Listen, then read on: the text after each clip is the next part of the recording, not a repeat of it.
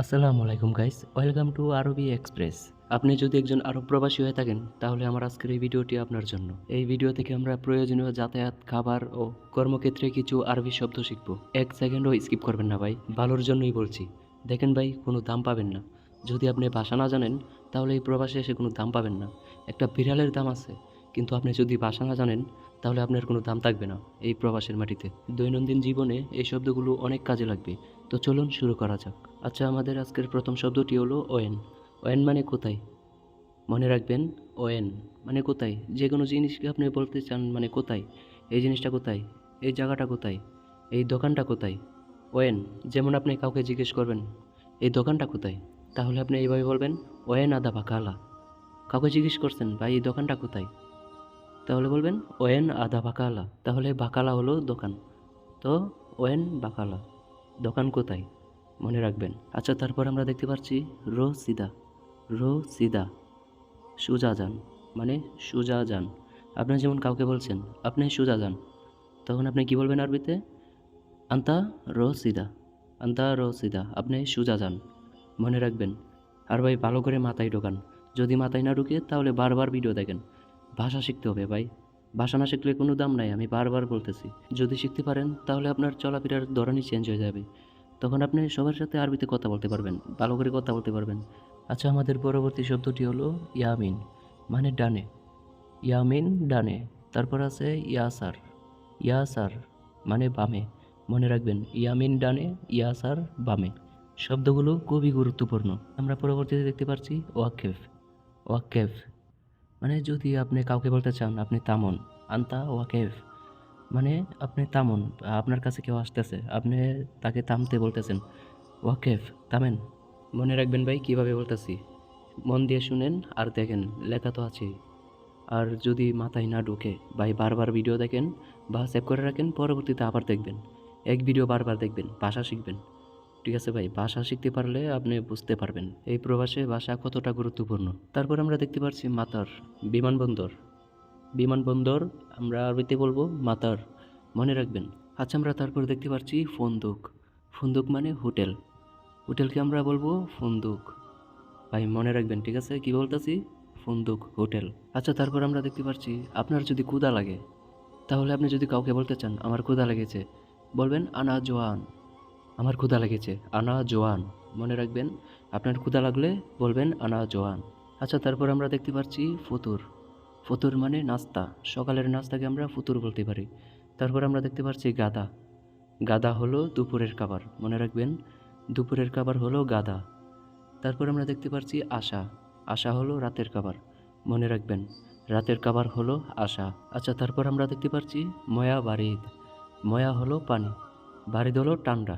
ময়া বারিদ, ঠান্ডা পানি। যেমন আপনি কাউকে বলতেছেন আমাকে ঠান্ডা পানি দাও, তখন আপনি আরবিতে কীভাবে বলবেন? জিব আনা ময়া বারিদ, আমাকে ঠান্ডা পানি দাও। জিব আনা ময়া বারিদ, আমাকে, এই শব্দগুলো আনা বলতে পারেন, ঠিক আছে। আমি বা আমাকে। আনা জিব ময়া বারিদ, জিব হলো দেও, ময়া পানি, ঠান্ডা বারিদ। ঠিক আছে, মনে রাখবেন। জিব আনা ময়া বারিদ, আমাকে ঠান্ডা পানি দাও। ভাই কথাগুলো মাথায় ঢোকান, না ঢুকলে ভিডিওটি পিছনে টেনে আবার দেখেন, আমি কি বলছি আবার শুনেন। ভাই মন দিয়ে মাথায় ঢুকান, খুবই কাজে লাগবে আরবিতে কথা বলার ক্ষেত্রে। আচ্ছা, তারপর আমরা দেখতে পাচ্ছি জিব আল ফতোরা। যেমন আমরা কোনো মার্কেট বা দোকানে কেনাকাটা করলে আমাদেরকে তারা একটা স্লিপ দিবে, বেল পে করার পর, বেল দেওয়ার পর, টাকা দেওয়ার পর তারা আমাদেরকে একটা স্লিপ দিবে, এটাকে আরবিতে বলে ফতোরা। তখন আপনার যদি এটা যদি আপনার দরকার হয়, আপনি বলবেন জিব আল ফতোরা, মানে ফতুরা দেন, এই স্লিপটা দেন। ঠিক আছে, জিব আল ফতোরা মানে ফতুরা দেন, মনে রাখবেন। ঠিক আছে ভাই, মাথায় ঢোকান। আচ্ছা, তারপর আমরা দেখতে পাচ্ছি সুগল। সুগল মানে কাজ, মনে রাখবেন। সুগল কাজ, ঠিক আছে। আচ্ছা, তারপর আপনি যদি বলতে চান কাজ শেষ, মানে আপনার কাজ শেষ, তার আরবিতে কীভাবে বলবেন? সুগল কালাস। সুগল কালাস, কাজ শেষ। আমরা শেষকে বলবো খালাস। খালাস হলো আরবি শব্দ, বাংলাতে শেষ। ঠিক আছে ভাই, মনে রাখবেন। আর সুগল তো কাজ, প্রথমেই বললাম। তারপর আমরা দেখতে পাচ্ছি আনা মা আদরি।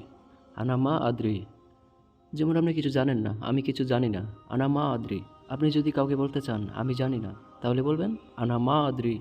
আনা মা আদরি, আনা মাফি মালুম, এটাও বলতে পারবেন।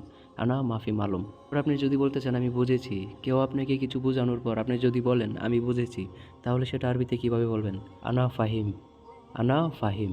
মনে রাখবেন আমি বুঝেছি, আনা ফাহিম। মাথায় ঢোকান ভাই, শিখতে হবে। আচ্ছা, তারপর আমরা দেখতে পাচ্ছি মাফি মুশকিলা।